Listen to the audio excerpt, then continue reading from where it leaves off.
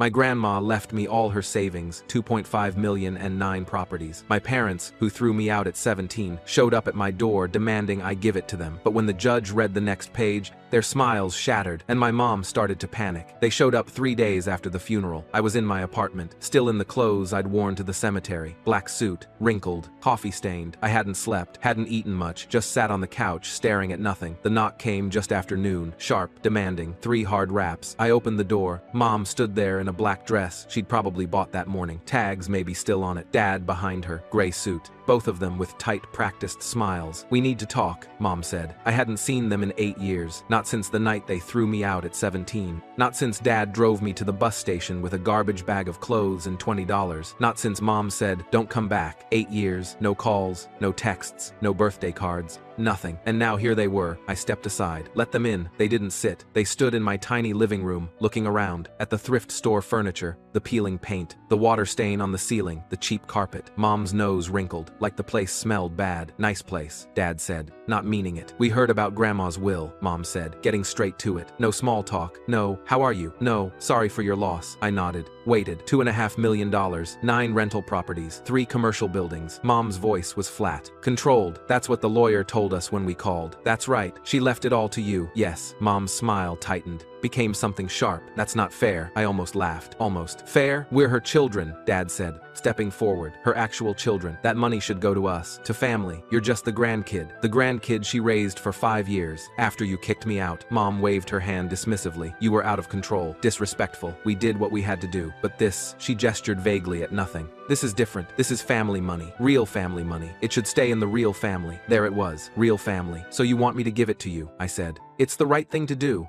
Dad's voice was firm, righteous, like he was explaining something obvious to a child. "Your grandmother would have wanted us to have it. She was just confused at the end. Old, not thinking clearly." She wasn't confused. She was sharp until the day she died. Then, she was being manipulated, Mom snapped. "By you. You probably poisoned her mind against us, told her lies." I looked at both of them. These people who'd thrown me away like garbage, who hadn't called in 8 years, who hadn't asked if I was alive or dead, who showed up now, 3 days after we buried the only person who'd ever loved me. "We're contesting the will," Dad said. "Matter of fact, already decided. Our lawyer says we have a strong case. Undue influence. She was elderly, vulnerable. You took advantage of her, isolated her from her real family." Mom stepped closer. Her perfume was too strong, floral and chemical.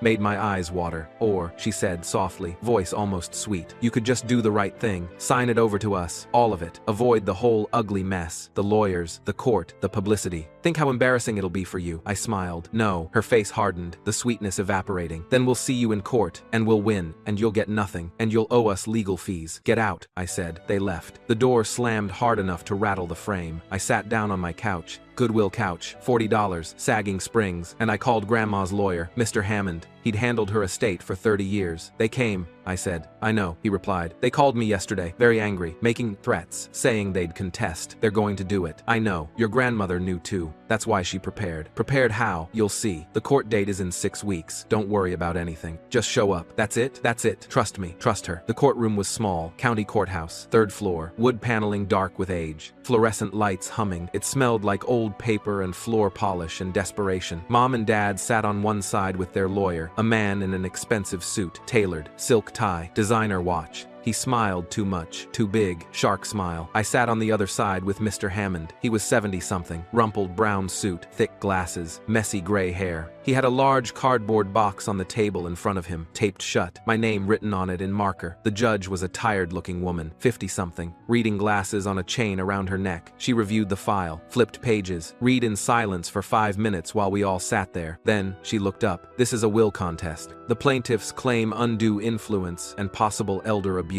She glanced at Mom and Dad. "You're the deceased's children?" "Yes, Your Honor," their lawyer said, standing, buttoning his jacket, gesturing broadly like he was on TV. "Our clients believe their mother was manipulated by the defendant in her final years. The entire estate, valued at over $2.5 million in liquid assets, plus 9 rental properties and 3 commercial buildings, total value approximately $5 million, was left entirely to a grandchild, while her own children received nothing, not $1. This clearly indicates undue influence, mental incompetence, possibly coercion." "I've read your brief," the judge said, unimpressed. "Mr. Hammond?" Mr. Hammond stood slowly, joints creaking. "Your Honor, Mrs. Chen was of completely sound mind until the day she died. She knew exactly what she was doing. She had specific reasons for her decision, very specific, and she anticipated this challenge, which is why we're here, the judge said. What evidence do you have of sound mind? Multiple doctors' evaluations, cognitive tests, all administered in the last year of her life, all showing perfect mental capacity. He pulled papers from the box, handed them to the bailiff. She also had the will reviewed and notarized by 3 separate attorneys, not just me. 3 independent lawyers all confirmed she understood what she was doing. The judge reviewed the documents. This seems thorough. Mrs. Chen was a thorough woman. What about the claim of undue influence? If I may, Your Honor, I'd like to read page 4 of the will, the personal statement section. Mrs. Chen insisted it be included. The judge nodded. Go ahead. Mr. Hammond pulled out the will. Thick document, legal-size paper. He cleared his throat, put on his reading glasses. To my daughter, Jennifer, and her husband, Robert. You threw my grandson out when he was 17 years old. You put his belongings in a garbage bag. You drove him to the bus station. You gave him $20. You told him not to come back. Mom's face went white. Dad shifted in his seat. Mr. Hammond continued, voice steady, clear. You told him he was worthless. You told him he'd never amount to anything. You told him you were ashamed of him. You didn't call on his 18th birthday. You didn't call on Christmas. You didn't call on his 19th birthday, when he was hospitalized after a car accident at 19 broken ribs, punctured lung, concussion. You didn't visit. You didn't call. You didn't send flowers. Their lawyer was frowning now, flipping through his papers, looking for something. He lived with me for 5 years, from 17 to 22. I watched him work 2 jobs to put himself through community college. I watched him study until 2 a.m. every night. I watched him cry himself to sleep, wondering why his own parents didn't love him, why he wasn't good enough. I watched him build a life from nothing, from a garbage bag and $20. Mom's eyes were wet now. Dad was staring at the table. He graduated with honors. He got a good job. He bought his first car. He rented his first apartment. He did it all alone, without you, without your help, without your love. Mr. Hammond paused, looked at the judge. Your Honor, there's more. Continue. So no, Jennifer and Robert, you will not get a single cent of my money. You will not get my properties. You will not get anything. You threw away the best thing that ever happened to you. You threw away your son like he was trash. He is my family, my real family. You are not. The courtroom was silent. And if you contest this will, which I know you will, because I know who you are, the following documentation will be released publicly. Mr. Hammond reached into the cardboard box, pulled out a thick folder, yellow folder, bulging with papers. Your Honor, Mrs. Chen kept records, meticulous records. She hired a private investigator. She kept every voicemail her daughter and son-in-law left over the years asking for money, every text message where they insulted their son, called him worthless, called him a mistake, every email where they called him trash. She documented every time they asked her for loans they never repaid. He pulled out more folders, set them on the table, one after another. She also had them investigated, professionally. The defendant's father, Robert Morrison,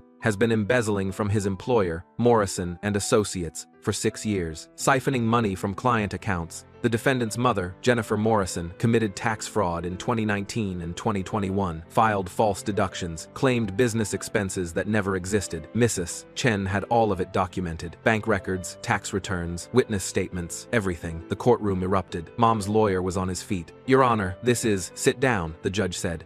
Saturday. Mom's hands were shaking. Dad's face was red, sweating. Mr. Hammond continued calmly. Mrs. Chen left instructions. If this will was contested, I was to report all of this documentation to the appropriate authorities, the IRS, the state attorney general, the employer, the police, everything. He looked at the judge. She wanted her daughter and son-in-law to have a choice: accept the will, walk away, or contest it and face the consequences. The judge looked at Mom and Dad. Is this accurate? The embezzlement? The tax fraud? Their lawyer leaned over, whispered frantically. Dad whispered back. Your Honor, the lawyer said, we'd like to request a recess to confer with our clients. Is it accurate? The judge repeated. Dad stood slowly. Your Honor, this is slander. This is defamation. We'll be suing. Is it accurate? Silence. He sat back down, said nothing. The judge closed the file, looked at both lawyers. Contest denied. The will stands as written. This case is dismissed. She looked at Mr. Hammond. Regarding the documentation of criminal activity, it's already been filed with the appropriate agencies, Your Honor. IRS, State Attorney General, and local police. As of this morning, she nodded. Then we're done here. The gavel came down, sharp crack echoing through the courtroom. Mom turned to me immediately. Her face was sheet white, tears streaming. You knew this whole time. You set us up. I stood, picked up my bag. Grandma knew you'd come, I said. She knew exactly what you were, what you'd do. She planned for it. We're your parents. No, I said, looking at her, then at Dad. You're not. You stopped being my parents 8 years ago at that bus station. Please, we'll drop the contest. We won't fight. Just don't let them prosecute. Too late. It's already done. Grandma made sure of that too. We could lose everything. We could go to jail. You should have thought about that before you threw away your son. I walked past them, down the aisle, toward the door. Mom called after me. We'll go to jail. You're sending your own parents to jail. I stopped, turned back, looked at them one last time. You threw away your son for nothing. Now you lose everything for nothing. Seems fair. I walked out of the courtroom, into the hallway, down the stairs, out into the bright afternoon Sunday. Mr. Hammond caught up with me on the courthouse steps, handed me a key, brass key, slightly tarnished. The properties are yours. The accounts are unlocked. The titles are being transferred. Your grandmother wanted you to have everything. I took the key. It was warm from his hand. She also left you this. He handed me an envelope, sealed, my name on the front in her handwriting, shaky, but unmistakably hers. I opened it carefully. Inside was a note, short, written on her personal stationery. Live well, sweetheart. You deserved better parents, but you became better anyway. I'm so proud of you. You were the best thing in my life. Love, Grandma. I folded it carefully, put it in my pocket. Behind me, I could hear Mom crying in the courthouse, screaming at Dad, at their lawyer, at anyone who'd listen. I didn't look back. I walked to my car, got in, started the engine.